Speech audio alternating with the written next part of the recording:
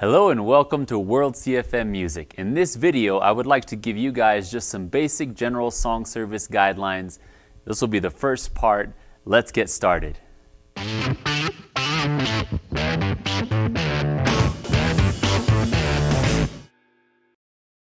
Alright, so what I want to do in this video is just give you some basic guidelines to hopefully help any of you churches that might be trying to build your song service.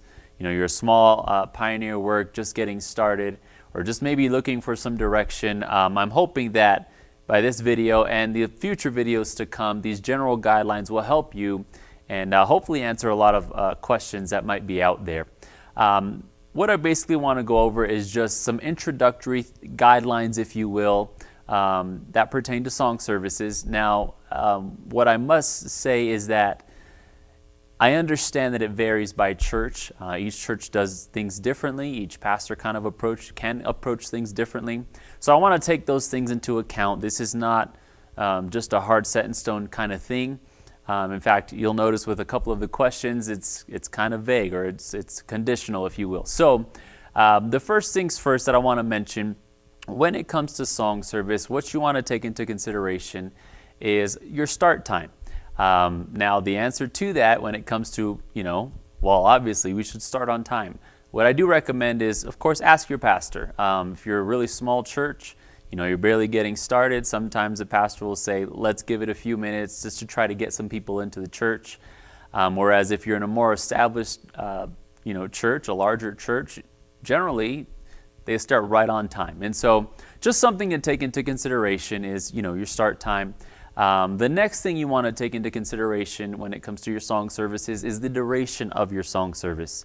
Now, in just researching and asking questions, and of course we have Prescott as a live stream. It's a perfect example that we should follow in regards to mimicking the song services. Is their song service generally runs about 10 to 15 minutes. And it's more around 10 minutes for conference, but obviously there's a lot more going on at conference, and so that adjustment is made at the song service level to accommodate for the reports, the videos, the announcements, special music. Sometimes there's a lot of things that's happening, and so generally they'll condense it down to 10 minutes. And so a lot of song services I've observed, including our own here at our church, is about 15 minutes. And so again, but this comes down to, ask your pastor, get the guidance. If you're the song leader, or you're trying to put together the music for your song service team, just kind of a general rule of thumb, 10 to 15 minutes. But again, make sure you check with your pastor on getting that question answered, all right?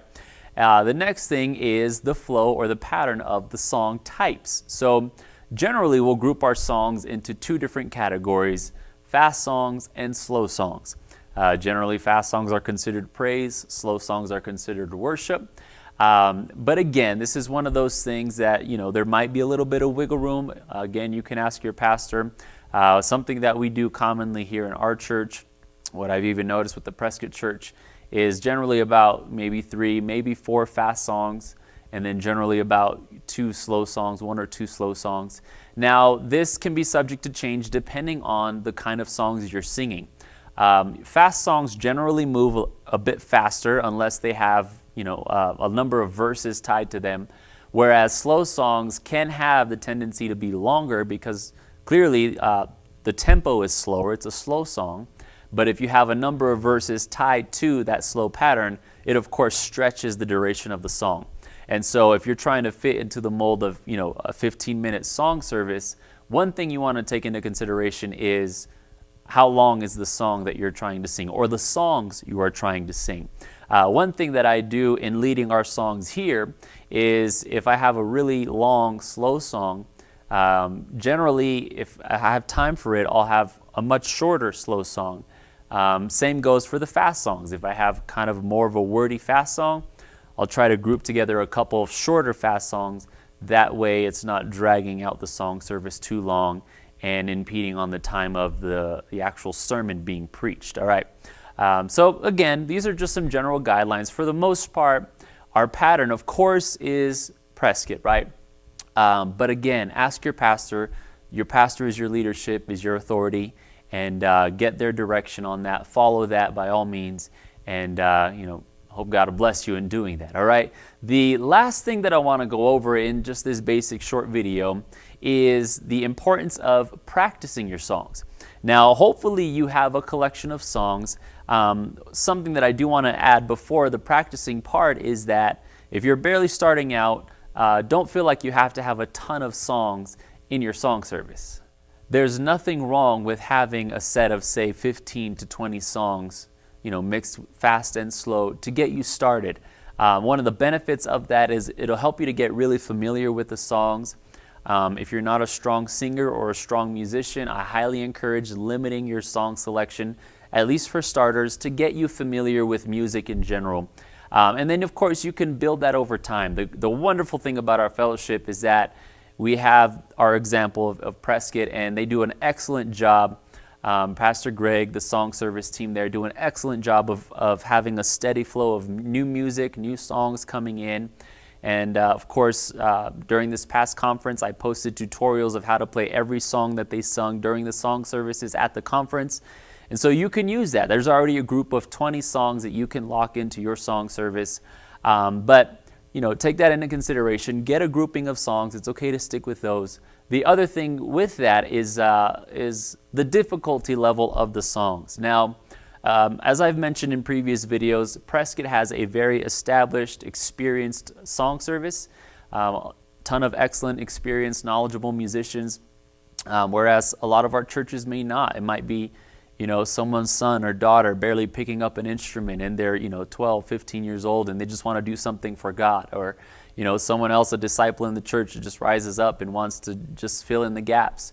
Those are excellent, but what I recommend is don't try to tackle the really challenging songs or necessarily play them the exact same way that they're played in a more experienced song service. It's okay to simplify how you play the songs, and hopefully my tutorials kind of help simplify a lot of those songs so that you guys can all play them or implement them in your churches, all right? So think about your song selection, and when it comes to the actual song service going live, one thing I highly recommend, I highly suggest you do, is practice your song service before the actual service itself. I've been in song services where you start cold turkey. You just show up, you have prayer time before, and then you just start your song service with no practice beforehand. And I've been in song services where you do set aside practice time to at least kind of go over a few of the songs, maybe the challenging songs or newer songs. And there's a lot of benefits to doing this, and I'll just name a few. One thing is that it prepares the song service team's voices. You might think, what's the big deal with our voices? We use our voice all the time. It's just healthy for you to prepare your voice to be able to sing. Singing for 10, 15 minutes can wear on you over time, and so it's just good to familiarize your voice or to get it warmed up. Things like when practicing the song, it'll help you in breathing. There are songs out there where your breath kind of cuts out because it's a really long word or a long note that's held out that you're being sung. And so it's important to learn how to control your breathing. That way you're not just cutting out at random points in the song. It's also important to familiarize with how the song is sung. One of the challenges is when you're singing one song and you switch to another song, it's very common that the key of the song, and of course the way the song is sung, will change. And so with that, and this has happened to me personally, I'll switch from one song to another, and I'm like, oh wow, there's a big jump. I'm singing a song much higher. I'm singing a song much lower. And I have to find the note, and it can be really challenging at times. Whereas if you practice, you're already familiarizing your mind and your voice to be prepared to sing those songs, all right? And so just some things, it prepares your voice. It also prepares your mind, just being mentally prepared of knowing the flow of the songs, helps you to become familiar, knowing what's coming next. It really helps the musicians. One of the things that's really important is getting your hands or feet ready, whatever appendage you're using for playing that instrument. It's just really important. You'll see a lot of professional musicians out there. They recommend doing stretches and things like that. Basically, you're warming yourself up for the song service. And so, take that into consideration as well. It really helps your musicians. And the last thing that it really does when practicing your songs before is it gives you the opportunity to make any necessary changes. There are times where I'll put a group of songs together, and for a number of reasons, they just don't quite mesh very well together. And so it gives me the opportunity to say, okay, we're going to use this song on a different service, and we're going to bring another song in its place. Or maybe you've practiced your song service and you have a few too many wordy songs and it's stretching to a longer time than what you want. Or maybe your song service is super short and you want to squeeze in another song. Again, practice gives you the ability to look at everything and say, okay, look, we need to make some changes before we actually go live on our song service, all right?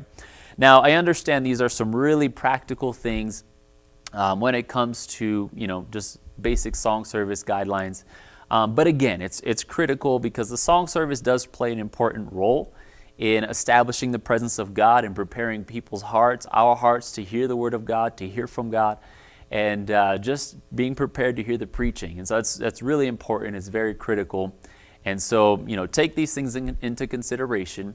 And I know it's really basic. For some of you who are watching these videos, you have a much more established song service. It might seem really simplified, but that's fine. This is reaching out to the really small basic song services that are trying to get on their feet. Now, in closing this video, what I do want to ask of you guys is if you have any questions about song service, about music, anything like that. I'm always open to emails. You can always post comments in the comments section below on this video. And that way, we know more, I know more of, what kind of material I can release that'll help you guys in building your song services. But with that, this is Basic Song Service Guidelines Part 1. I plan on releasing more guidelines in the future, just kind of getting deeper and deeper into song services to help you guys out.